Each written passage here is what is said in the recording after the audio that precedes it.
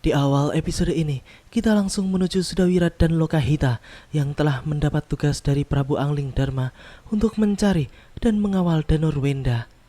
Di saat itu, mereka akhirnya telah sampai di perbatasan Malwapati dan untuk meringankan tugasnya, Sudawirat dan Lokahita pun berbagi tugas.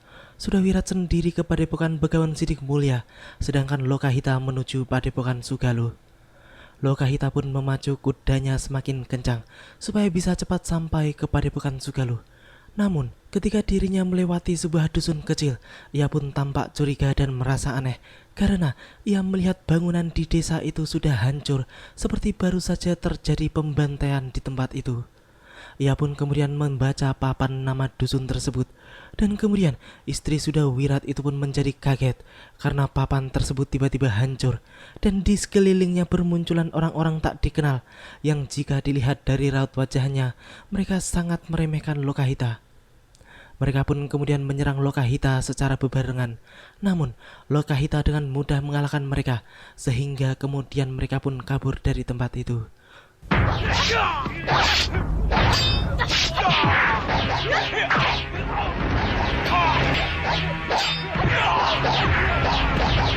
Mundur! Ayo! Mundur! Mundur! Kamu siapa? Saya temuan anak kami tuh desa ini. Mereka anak buah gerombolan Gagak Gangsar, Bi. Perampok yang ditakuti. Lalu, di mana penduduk yang lain? Kami terpaksa sembunyi, pendekar. Terima kasih, pendekar. Terima kasih, pendekar. Terima kasih. Sementara itu di Malwapati, Prabu Angling Dharma dan Batik Matrim pun sedang berunding bagaimana dan di mana Dewi Sukesi akan diungsikan. Batik Matrim pun memiliki usul bahwa lebih baik Dewi Sukesi diungsikan di Padepokan Begawan Sidik Mulia karena di sana sang Begawan juga bisa mengobati sakit jiwa Dewi Sukesi tersebut. Angling Dharma pun setuju dengan usul patihnya itu karena ia merasa bahwa di Padepokan Begawan Sidik Mulia istrinya akan aman. Kini kita menuju Danurwenda yang pada saat itu sedang menuju Kertanegara. Namun 3 putri siluman laki-laki mengetahui keberadaannya sehingga mereka pun kemudian memanggil pasukannya untuk menghadang putra Prabu Angling Dharma itu. Cempaka dan Kantil pun lebih dulu menyerang dan menghentikan Danurwenda, sedangkan Kenanga bertugas melaporkan hal tersebut kepada boponya.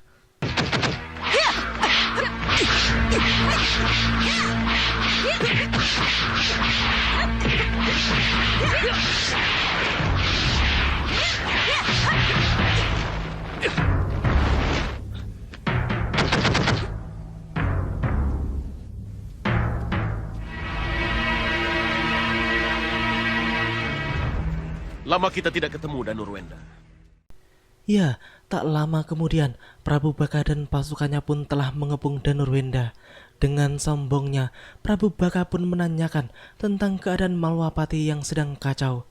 Danurwenda pun menjadi marah karena pertanyaan yang seolah menyindirnya itu.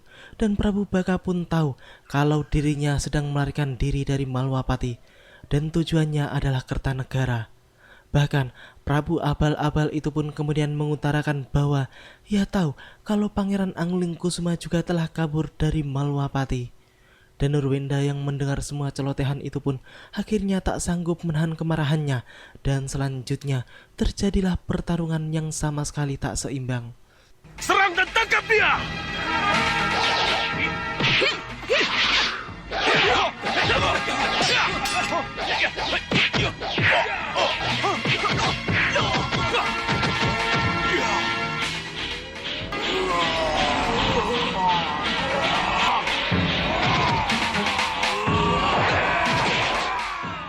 Ki Payung Sarogo yang telah mengeluarkan pasukan silumannya pun kemudian menyerang Danurwenda.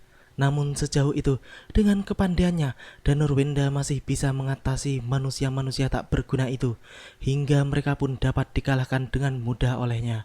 Ki Payung Sarogo yang melihat anak buahnya bisa dikalahkan dengan mudah pun akhirnya langsung turun tangan menyerang Danurwenda bersama dengan Segawan Tonggos. Begitu juga dengan 3 putri Prabu Baka, mereka juga telah ikut-ikutan mengepung Danurwenda.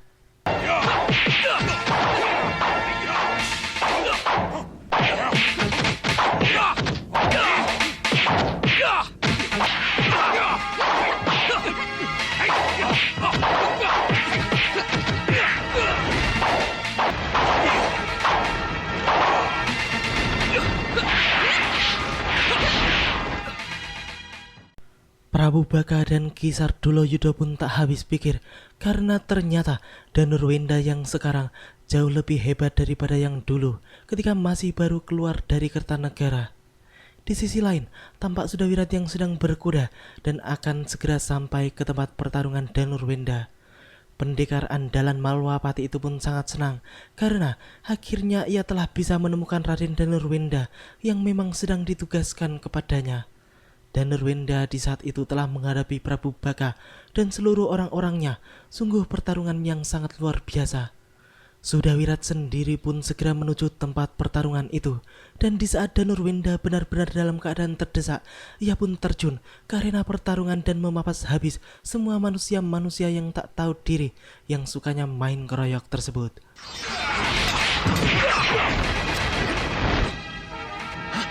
Sudawirat! Maaf Raden, saya terpaksa ikut campur. Iya, terima kasih Kakang.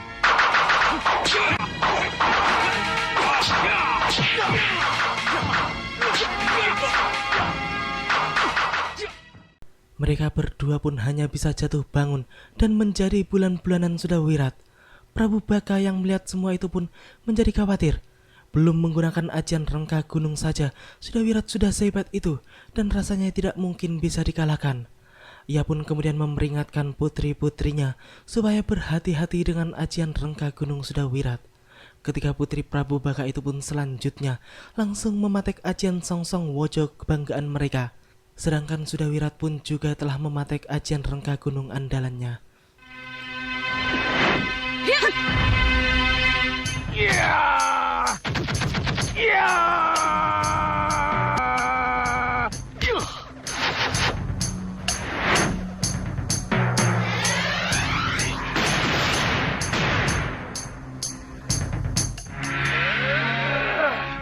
Kurang ajar!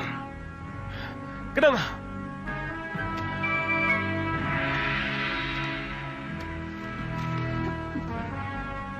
Hancurkan lagi Sudawirat. Jangan diberi kesempatan untuk mengeluarkan ajiannya. Baik, Romo. Songsong Wojo.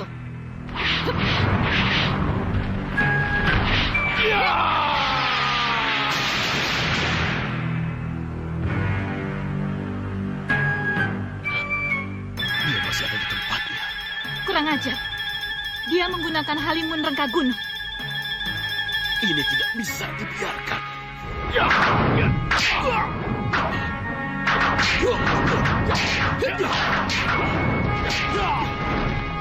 Ya, dengan ilmu halimunannya, Sudawirat pun langsung menghajar Prabu Baka dan seluruh pasukannya. Prabu Baka pun kemudian memerintahkan semua rekan-rekannya untuk menggabungkan ilmu dan kekuatan mereka guna menghancurkan Sudawirat. Kemarahan Prabu Baka benar-benar telah sampai di ubun-ubun. Ia pun sudah tidak peduli lagi di mana Sudawirat berada. Dan tujuannya hanya satu, yaitu mereka harus menghancurkan hutan itu.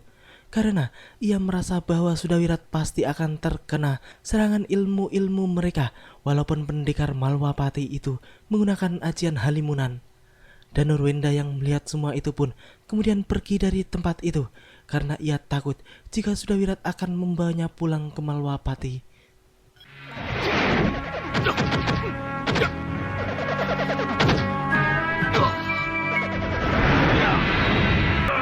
Dewa Lautan Hitam! Hancurkan hutan ini!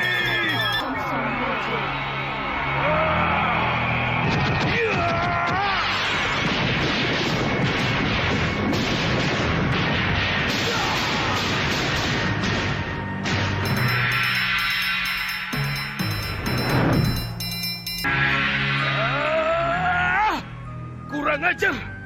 Kita tertipu halimun rengkah gunung Sudawirat! Sudawirat pun kemudian langsung mengejar Danurwenda dan menghentikannya. Danurwenda yang telah mengetahui tujuan Sudawirat pun kemudian bertanya tentang tugas Sudawirat dari Prabu Angling Dharma, sehingga kepastian tentang dugaannya pun terjawab sudah. Sudawirat pun menjelaskan bahwa ia hanya menjalankan tugas dari sang Prabu dan ia harus menjalankan tugas itu dengan baik dan benar. Jadi Kakang Sudawirat tidak tahu. Hanya sayalah yang bisa menemukan Kanda Angling Kusuma. Jadi, jangan halangi saya untuk mencari Kanda Angling Kusuma. Demi tanggung jawab saya terhadap Gusti Prabu, saya harus bisa membujuk dan membawa Raden pulang ke Malwapati.